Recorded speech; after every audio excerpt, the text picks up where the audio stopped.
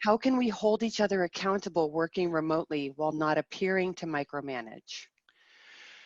That's a great question, and I think that is one of the real common issues with working remotely. And that goes both ways.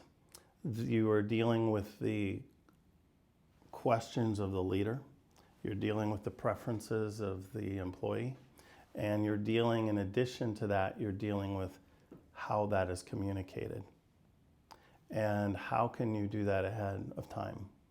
And I do that by trying to allow for written communication, and I'm going to talk about that in the next piece. But I try to allow for weekly reports so that I'm not asking questions all the time. They have a chance to feedback to me what they're doing each week, sometimes each day. But they can tell me what their priorities are, how they are envisioning their time ahead. And then I can signal them in terms of maybe we want to elevate this issue or downplay another one. That way we're not striving with one another and we have a clear expectation as we go forward. I also use regular calls, and we'll talk about that. But I think that the micromanagement, we just talked a bit about trust, or quite a bit about trust.